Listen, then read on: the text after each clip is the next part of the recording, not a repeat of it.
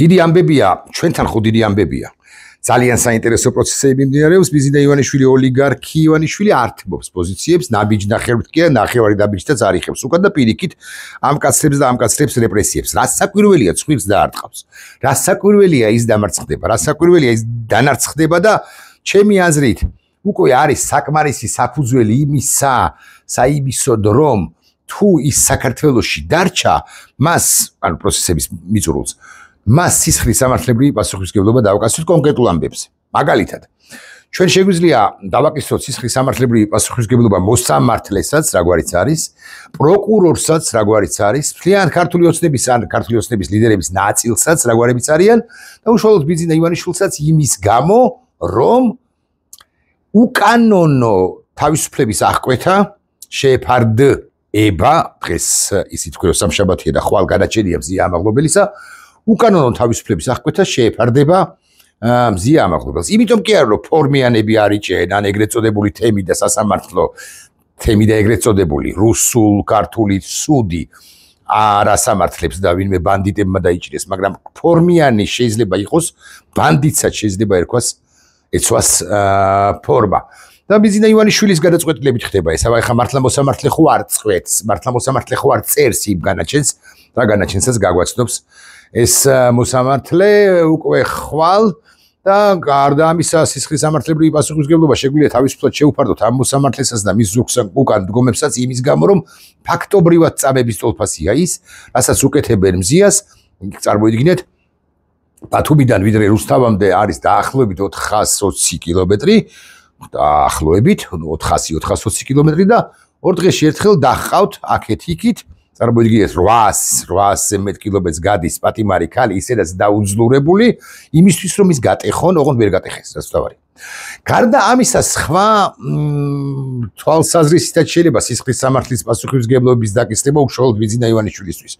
სახელმწიფო გადატრიალება შეგვიძლია დავაბრალოთ კი არა და ბრალი დავდოთ სახელმწიფო გადატრიალებაში, მასაც და კობახიძესაც გასული წლის 29 ნოემბრიდან ჩემი აზრით მოხდა სახელმწიფო გადატრიალება 29 ნოემბერს მოხდა სახელმწიფო გადატრიალება შეიცვალა რა კურსი ან დაირღვა რა კონსტიტუცია. კონსტიტუციის დარღვევა კი უბრალო ამბავი არ არის, გნებავთ ადმინისტრაციული თვილაპარაკოთ და გნებავთ სისხლის სამართლებრივი პასუხისმგებლობით. ოღონდ ეს იმ შემთხვევაში თუ ბიზინა ივანიშვილი არ გაგვასწრებს, ივანიშვილი რომ მარცხდება ამაზე აღარც ვლაპარაკობ, თუ არ გაგვასწრებს საფრანგეთში ალბათ ვერ, რუსეთში შესაძლოა, მაგრამ ვინ მიიღებს რუსეთში ივანიშვილს, ანუ მავრს, რომელმაც ვერ შეასრულა საკუთარი ფუნქცია, მავრი უნდა წავიდესო, შეიძლება მოსკოვმაც თქვას. ბრაზილიაში აქვს მის შვილს ბიზნესი და ცხოვრობს იქო, ბერა იგულისხმება, ხო არ ვიცი, კი, მეც მაქვს ინფორმაცია ამის თაობაზე, მაგრამ ეხა ესე დაბეჯითებით იმის თქმა, რომ ბრაზილია კი მიიღებს, მაგრამ ბრაზილიაში გადაბარგდება ფრენა რო ეშინია ფრენისა რო ეშინია და ფრენა რო აფრთხობს, ეხა თუ გადაცურავს, ეგ აღარ ვიცი. ხო, იაპონიაში utა, რომელმაც ეგრა მაგის პასუხია და 35% დაუტოვა ბიზინა ივანიშვილმა ქართულ ბანკში ამ სამრეცხაოში, რომელიც არაფერი სხვა არამით არ არის დაკავებული, კი, ქველმოქმედებით არის დაკავებულიო, ბევრი გამობიზინებული იტყვის, რასაკვირველია ეს ტყუილია, დიახ, ქველმოქმედებად წოდებულით არის დაკავებული, გადაიხდის ეგრეთ წოდებულ ქველმოქმედებაში 7 ლარს და ამ 7 ლარის გაცემისა და გამო 700 ლარს კი მრეცხავს თუ მოიპოვებს თუ მოიპარავს თუ ასე შემდეგ. დიახ, ეს რეპუტაციული ზიანიაო, ეხლა რომ მომადგება ქართულ ბანკის ნაჩალნიკსტვა ამ რუსეთის სასამართლოში მოიგებს, რომ დამაკისრონ 485 ლარი არ გადავიხდი.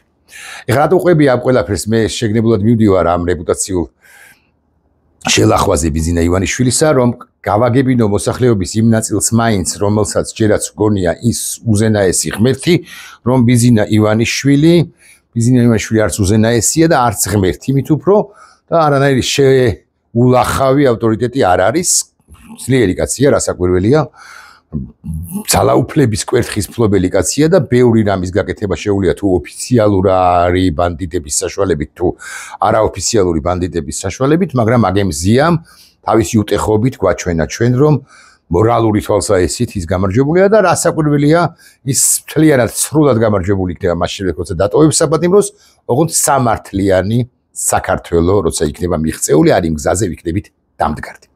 გარშემო მიმდინარეობს პროცესები, აი 5 წუთია ვლაპარაკობ უკვე და საქართველოზე ვილაპარაკე და აი გარშემო რომ მიმდინარეობს პროცესები, იმას კი ვერ შევეხ. გარშემო მიმდინარეობს პროცესები, მათ შორის უკრაინასთან იმართებაში ტრამპმა ნახეთ რა გააკეთა. იცით ხო, მაგრამ მე მაინც გავიმეორებ, იმიტომ რომ რამდენადაც მახსოვს ამ თემაზე არაფერი არ მithქვამს. არაფერი მithქვამს, ორბაგი უარყოფა არ არის საჭირო, არაფერი მithქვამს.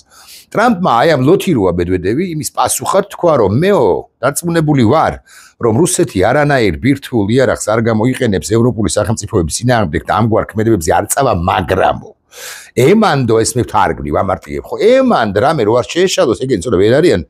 ნუ და ემანდ რამე რო არ შეეშალოს, ამიტომ მოდი პრევენციულად მე ორ წყალქვეშა ნავს გავაგზავნი, ბირთვულ წყალქვეშა ნავს გავაგზავნი, იქ სადაც ისინი გასაგზავნი არისო და არ კონკრეტებას რომელ ზღვაში შევიდა, ხმელეთზე ხო არ შევიდა წყალქვეშა ნავები. და ბევრი ვარაუდობს, ეს არის ბალტიის ზღვა, სხვათა აზრით ეს არის ბარენცის ზღვა. მოკლედ, ტრამპმა უკვე გაუშვა პრევენციულად, ესე ვიტყვი, იმისთვის, რომ ემანდ ხელი არ წასცდეს პუტინს, მედვედევს არა პუტინს, ღილაკისაკენ თითი არ წაუვიდეს ღილაკისაკენ. ცხადი ამერიკელებმა ეს ყველაფერი ეცოდინებათ წინასწარ, მაგრამ მაინც.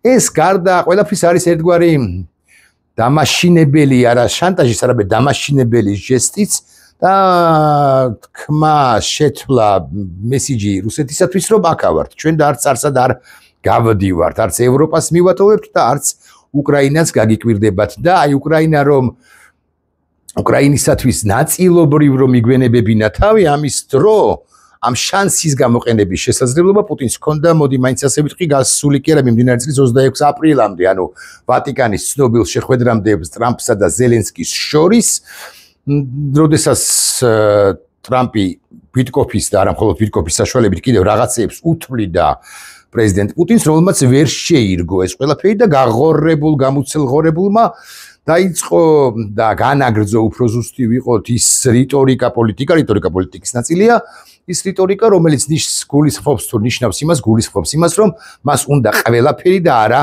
ნაწილობრივ ზოგიერთი ტერიტორია. მან პუტინმა თქვა და დღესაც იმეორებს, რომ პირველი მიზეზები აღმოიფროს, ეს არის დენაციფიკაცია და რეალურად კი დეუკრაინიზაცია და ეხლა უკვე პრეტენზია აქვს არა 3 რეგიონზე, ანუ დონეცკზე, ლუჰანსკზე და ყირიმზე, არამედ 5 რეგიონზე და უკვე მისი პროპაგანდისტები ამბობენ, რომ 5 კი არა 7 რეგიონი გვინდა და შესაძლოა რომ 10 იგულისხმება, მათ შორის ოდესა, მათ შორის დნეპროპეტროვსკი, მათ შორის ხარკოვი, სუმის ოლქის სვინიცის და რაღა დარჩება უკრაინისაგან მიზნის მიღწევის შემთხვევაში, ხო, დარჩება კიევი, რომელიც ჩამოინგრევა რასაკვირველია, ანუ იანუკოვიჩის მსგავსი მოვა ეგრევე და ლვოვი, რომელიც ხო, ასევე ჩამოინგრევა მეთქი, ასე ვიტყვი მე. ამიტომ რუსეთი რასაკვირველი ამ ბიზნესს ვერ მიაღწევს, მიუხედავად იმისა, რომ პუტინს აგულიანებენ და აიმედებენ, რომ 3 თვეში ჩამოიშლება უკრაინის ფრონტი, ის რაც არ ჩამოშლილა 3.5 წლის განმავლობაში 3 თვეში როგორ ჩამოიშლება ღმერთმა და პუტინის მრჩევლებმა იციან, ღმერთმაც არ იცის, პუტინის მრჩევლებმა იციან, ღმერთმაც არ უწყის, პუტინის მრჩევლებმა უწყიან ეს ყველაფერი, უწყიან, სწორი სიტყვა, იციან მოკლედ ეს ყველაფერი. მით უფრო იმის გათვალისწინებით, რომ აი მაგალითად გასული წლის ანალოგიურ პერიოდთან შედარებით, ანუ ივლისის თვე, აგვისტოს თვე იგულისხმება, როცა ბაიდენი იყო ჯერაც პრეზიდენტი, უკრაინას ახლა შეიარაღებაში შედარებით, კვლავ ვიმეორებ, არ უჭირს მომარაგებაშიც, შეიარაღებაშიც და ასე შემდეგ. ევროპამ საბოლოოდ და სამუდამოდ გააცნობიერა ტრამპის პოლიტიკის წყალობითაც მათ შორის გაისიგრძეგანა, რომ უკრაინის არათუ მიტოვება არ შეიძლება, ეგ ხო გასაგებია, მაგრამ ესე დოზირებულად და წვალებით მომარაგებაც არ არის სწორი და უკრაინას ქვეყნები ინდივიდუალურად ნატო და ევროკავშირი და კოლექტიურად ნატო და ევროკავშირი ასაკურველია ამარაგებენ და ეს 750 მილიარდიანი ერთი შეთანხმება შეერთებულ შტატებთან, რომელიც შეიარაღებას არ ეხება ენერგომატარებლებს ეხება 600 მილიარდიანი მეორე შეთანხმება ევროკავშირისა შეერთებულ შტატებთან, რომელიც ევროკავშირის ინვესტიციებს ეხება ამერიკის შეერთებულ შტატებში და გარდა ამისა ისევ ღმერთმა უწყის, აი აქ კი ნამდვილად ღმერთმა უწყის რამდენი მილიარდიანი პაკეტი შეიარაღების შესყიდვისა, რომელსაც ევროპა იყიდის ამერიკის შეერთებული შტატებიდან ამერიკულ იარაღს, ხო? ეს ჯერ ერთი მნიშვნელოვანი ამბავია ამერიკის შეერთებული შტატებისათვის. და მეორე ევროპას უათკეცებს პასუხისმგებლობას მისი უკიდურესი ნაწილი, რომელიც ავიღოთ მაგალითად ისლანდია ან პორტუგალია, ხო? ეს უკიდურესი ნაწილიც კი შესანიშნავად ხდება, აქ გულისხმობ აი ბრიტანეთიც ხდება მაგალითად, ხო, მიუხედავად ევროკავშირის წევრი არ არის. ხო, შესანიშნავად ხდება ბიან რომ რუსეთის გაძლიერებამ შეიძლება ლონდონის გამო ლონდონი არ დაიბომბოს, მაგრამ ვარშავა რო დაიბომბოს, თქვენ გამორიცხავთ რუსეთის გამარჯვების, უკრაინაში გამარჯვების შემთხვევაში, მადამოსული, ფერბოსული, გამუცელღორებული პუტინი, ან მისი მემკვიდრე ვირნიომ, ესე რო ელაპარაკება, возвращаются თუ ვირნიომ, ვირნული наши исторические земли, ხო, უკრაინაზე რო ლაპარაკობს. ეხლა რო თქვას, რომ იცით, აი პოლონეთის რაღაც მიწა ჩემიო, ვინ შეეწინააღმდეგება თუ გაიმარჯვებს უკრაინაში. ეხლა ეს ქართველი და გამობიზინებულები მშვიდად არიან, მათ გონიათ, რომ აქ არაფერი არ მოხდება, რაც არ უნდა ჩაეხუტონ და აქ რუსთაველზე მარშით გამოივლის რუსი ვანია, ეგრევე და ვიწინააღმდეგობის გამწევიც არ იქნება, მით უმეტეს ბიზინა ივანიშვილისა და ყაველაშვილისა და კობახიძის პირობებში და ხელში, რომლებიც ამ დროს სწორედ ამ დროს დაითესებიან, ეს კი დამატებითი მიზეზი იქნება ბიზინა ივანიშვილისთვის, რომ აიკრიფოს აქედან, რომ ქართული ხალხის რიცხვას გადაურჩეს.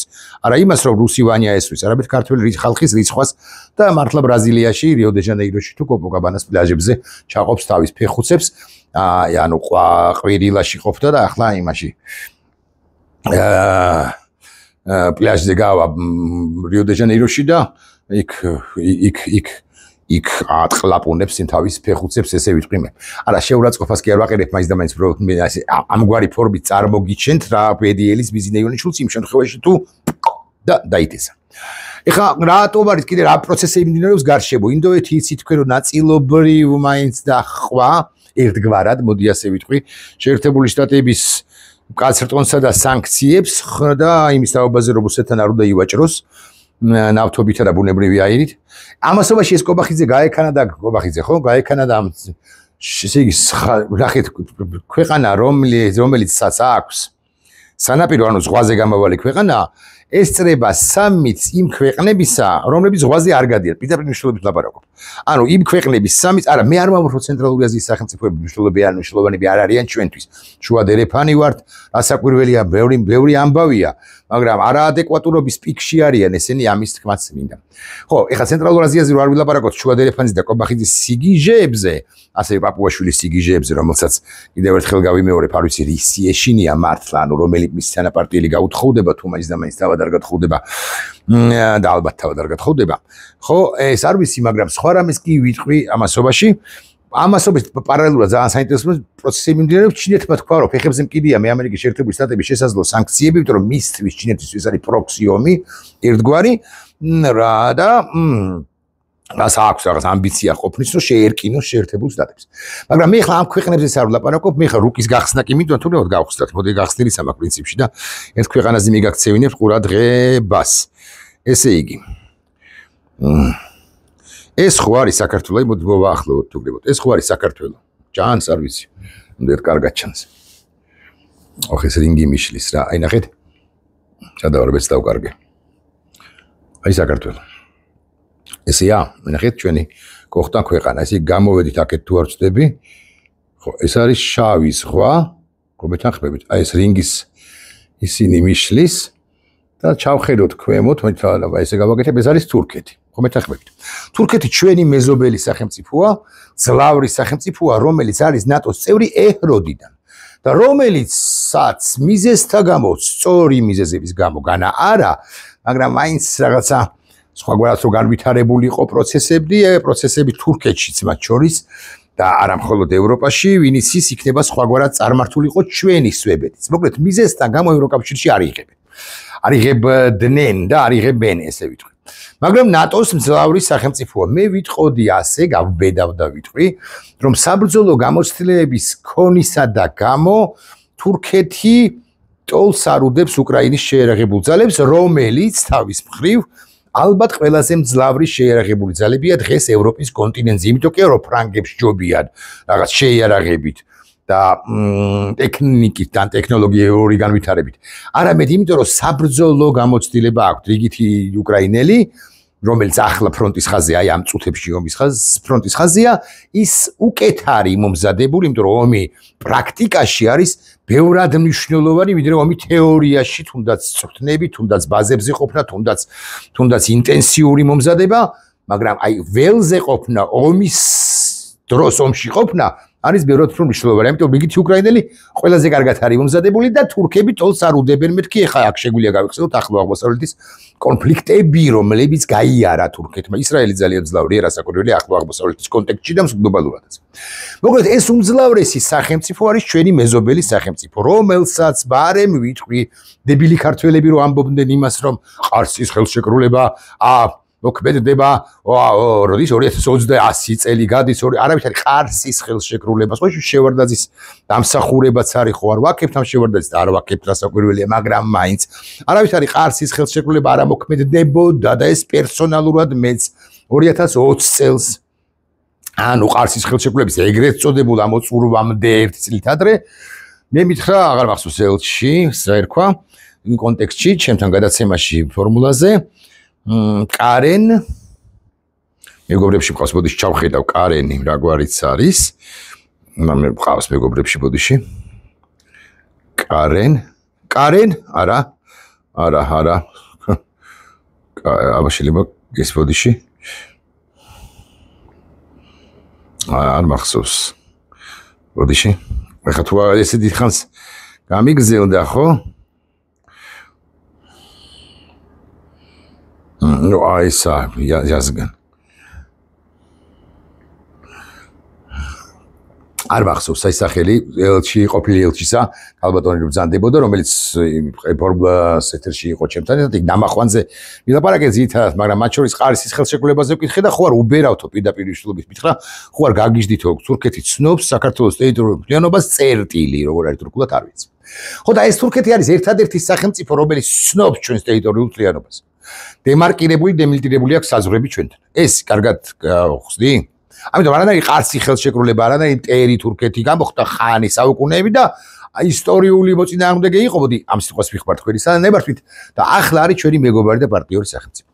ეს თურქეთი, რომელსაც ყავს არადემოკრატი ლიდერი, რასაკვირველი დემოკრატიასთან პრობლემები რო აქვს ის ლიდერი, ბევრი მიზეზის და გამო და ასე შემდეგ, მაგრამ ძლავრი ლიდერი რეჯეპ ტაი ერდოღანი რომელიც რამდენიმე ხნის წინ ძალიან ღეჭავ, ხო, მაგრამ ღეჭავ მეტწილად კოცების მომხრეებისათვის.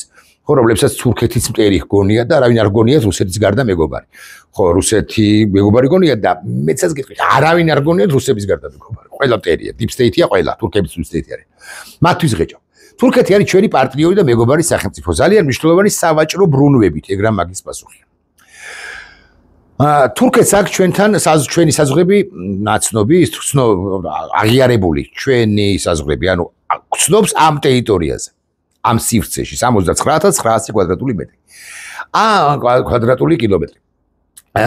ამ თურქეთს ჰქონდა საკმაოდ კარგი ურთიერთობები რუსეთთან ცნობილი ინციდენტის, ვერცერთი ცნობილი ინციდენტის შემდეგ სიტუაციური პარტნიორი იყო მეთქი ასე ვამბობდი მაშინ მეც და არა მხოლოდ მე მათ შორის რამდენიმე ეკონომიკური პროექტიც განხორციელდა მაგალითად გაზსადენები მაგალითად ატომური ელექტროსადგურის ფუნდამენტის ჩაყრა და ასე შემდეგ მაგრამ როგორც კი რეჯეპ ტაი ერდოღანმა ამ დიდი მასშტაბის ლიდერმა იგრძნო ეს ის ლიდერი არ გეგონოს პუტინს რო ერკინება ეს ის ლიდერია რომელიც ათათურქს ერკინება ბარემ რო ვიცოდე კონცეპტუალურად რო შევხედოთ ხო როგორც კი იგრძნო რომ რუსეთს რაზნა ვიხმაროთ ახლა ერხევა მან დაიწყო ნაბიჯების გადადგმა ნატოში ისედაც არის ევროკავშირისკენ და ეუბნება ევროკავშირს ეუბნებოდა და ეუბნება რომ ჩემი როგორც მძლავრი სახელმწიფოს მონაწილეობის გარეშე ევროკავშირის უსაფრთხოება როგორც ასეთი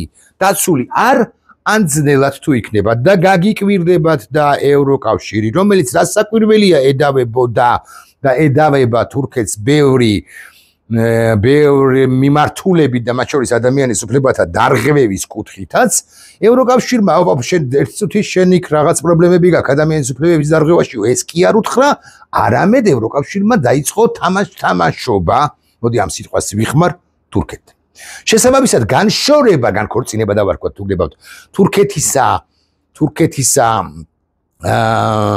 რუსეთისაგან შემდგარი ფაქტია ან შედგენის პროცესია.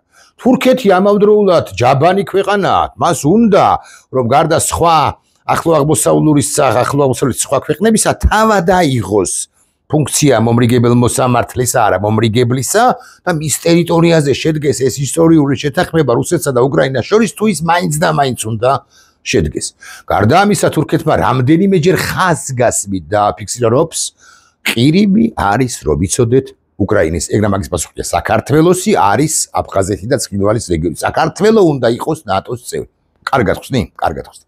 ასევე მნიშვნელოვანია რომ თურქეთი ჩინეთის ექსპანსიას რეგიონში მიუხედავად იმისა რომ ცალკეულ საკითხებში ისინი პარტნიორობენ არ ეთანხმება და მას თავის მხრივ ამბიციურ ქვეყანას რომელსაც უნდა რომ მისის გავლენები გადავრცელდეს ცენტრალურ აზიაზეც კი ხო ერთ სახელმწიფო ცხადი ვერ შეიქმნება მაგრამ გადავრცელდეს და ამის თანაავტორი არის დავით ყოფილი საგარეო საქმეთა მინისტრი დავით ოღლუ გადავრცელდეს ეს მისი გავლენები ცენტრალურ აზიაზეც კი ის არ უშვებს არ არის თანახმარო ჩინეთი უმძლავრესი ჩინეთი ესე შემოვიდეს ის ამერიკის პარტნიორიც არის თუმცა ისრაელთან დაძაბული ურთიერთობები აქვს მათ შორის სირიის კონტექსტში ახლო აღმოსავლეთის კონტექსტში მოდი ასე ვიტყვი და ასე შემდეგ ირანის კონტექსტში პირველ ყოვლისა რასაკვირველია და ასე შემდეგ მიუხედავად იმისა რომ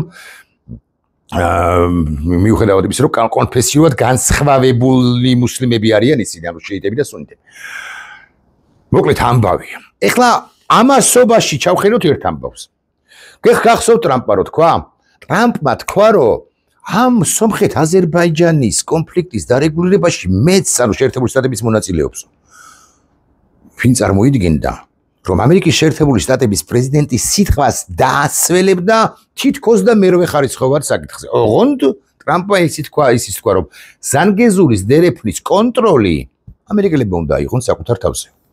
სომხეთ ცოტა იყო რაღაცა გაუგებარი განცხადებები, მაგრამ არსებითად სომხეთის და აზერბაიჯანის ამაზე თანახმანი არიან. ანუ რა ხეთ როგორი წრედი იკვრება ამერიკას ახლა გამოვრიცხავ, ხო ერთი წამი.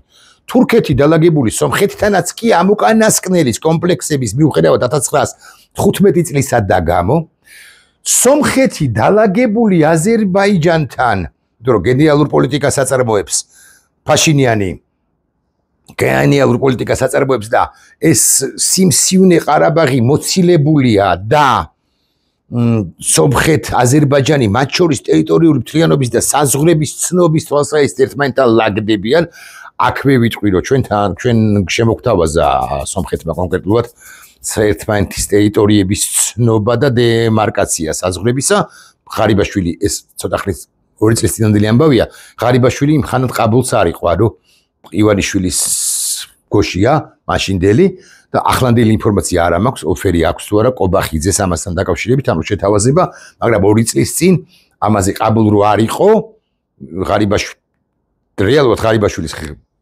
დეიურე ღარიბაშვილის ხელისუფლება ეს კი ფაქტია აზერბაიჯანთან მიმართებაში არ მაქვს ინფორმაცია გულახდილად გეტყვი იმიტომ რომ იქ ქართველები ხო ყირია რომ გარეჯი საქართველოს და ეს ალიევის ზის ალბათ და ნუ გარეკილი აქვს იმიტომ რომ პრინციპში შეიძლება უნდოდეს საქართველოსთან ურთიერთობის დარეგულირება მათ შორის იმიტომ რომ ალიევმა შესანიშნავად იცის რომ რუსეთმა შეიძლება რაღაცა პროვოკაციები მოგვიწყოს ამისა და გამო მაგრამ ნუ ესენი გახტებიან ზეგ და იტყვია რომ გარეჯი საქართველოს და შეიძლება შეიჭრან შუაგულ ბაქოში სადი არა მაგრამ შუაგულ აზერბაიჯანში პერიფერიაში აზერბაიჯანისა მოდი ასე ვიტყვი იმდენად გარეკილი აქვს ამ რუსებს.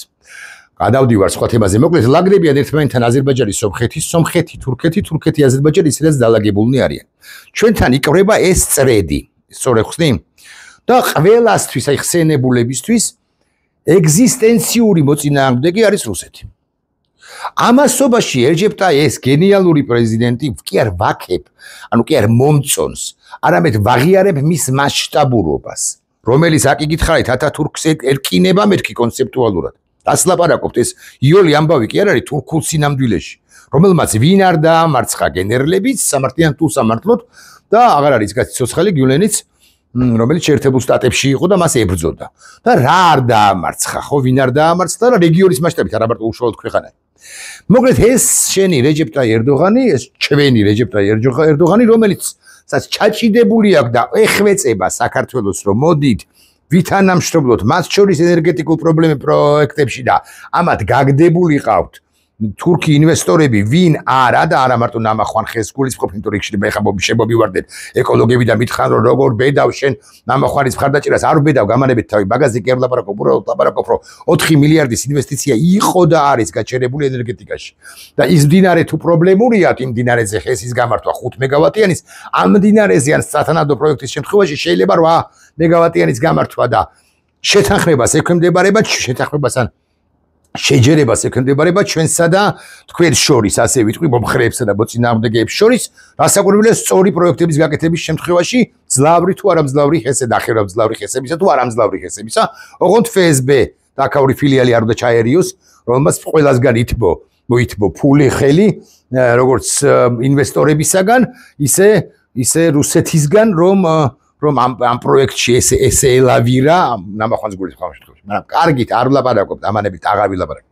მოკლედ ამბავი არის, რომ ეს რეჟეპ ტაი ერდოღანი ჩადის უკრაინაში 2022 წლის თუ არ ვცდები იანვარში იყო ბოლოს და თავისუფალ სავაჭრო ურთიერთობებს აღადგენს კი არა, გააფორმებს უკრაინასთან, ანუ ზელენსკი და ერდოღანი შეხვდებიან ერთმანეთს და ამაზე შეთანხმდებიან და მხარეები მოაწერენ ხელს.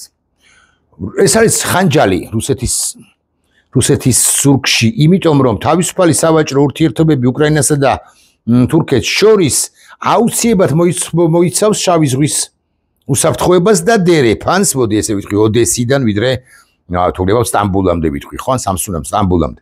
ხო, დერეფანს სურსათო ვაჭრობისა, სურსათით ვაჭრობისა. და არა მხოლოდ სურსათით ვარი ხორბალია და ასე შემდეგ და ასე შემდეგ. მოკლედ ვაჭრობისა უკრაინასა და თურქეთს შორის, აბა როგორ უნდა ჩაიტაროს უკრაინამ პროდუქცია, ან თურქეთმა როგორ უნდა ამოიტანოს პროდუქცია, გეოგრაფიას ხო დაახლოებით ვიცნობთ. ანუ რკალი თუ წრედი როგორც აღნიშნე, ხო? ნახეთ როგორია უკრაინა, თურქეთი, სომხეთი, შავ ზღვაზე არ გამავალი და კასპიის ზღვაზე გამავალი აზერბაიჯანი, რომელსაც თავის მხრივ კარგი ურთიერთობები უყალიბდება და აქვს თურქმენთან, კასპიის ზღვის აღმოსავლეთი, უზბეკეთთან, რომელიც ძალიან მძლავრი სახელმწიფოა და უზბეკეთზე მძლავრ სახელმწიფო ყაზახეთთან. ეს არის, ეს წრედია. და აქ დგას ეს როგორ თამაშობს ის რო ხტება შვილთან ერთად TikTok-ში. შეშლილი სკვითელი, ხო? სკვითელი კი არა მაინც და მაინც, მაგრამ ტიპი რომელიც ამ ყველაფერს ვერ ხედავს. და დაკავებულია დაახობაზე დაიჭირეთ 20 წელი მიარჭეთ, მზია ამაღლობელი და 4 კი რა 7 მიეცით, არ ვიცი რამდენს მისცემენ, მაგრამ მაინც 7 წელი მიეცით. იქ ფსიქიატრიულში გააუშვით დათაშვილი, ის ახალგაზრდები რაღაცა წულუკი რაღაც კიდე დაიჭირეთ, წულუკიანმა კომისიას დასკვნა გაამზაფროს და ასე შემდეგ. და პაპუაშვილმა ემანდ პაპუაშვილი, არ ვიცი, პაპუაშვილის მეგობრები ემანდ არ გათხოვდნენ. ამით არის დაკავებული.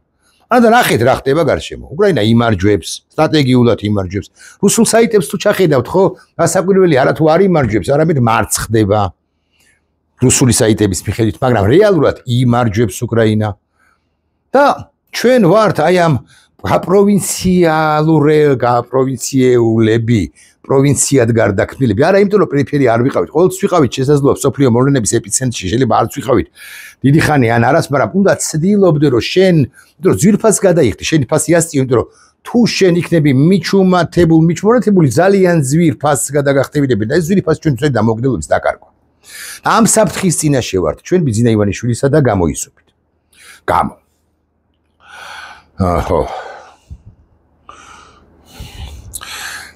დიდი რეჯეპ ტაი ერდოღანი ესე დიდ ზელენსკისთან და პატარა ბიძინა. აი დაახლოებით ეს იქნება გათამაშებული სათაურში. დიდი რეჯეპ ტაი ერდოღანი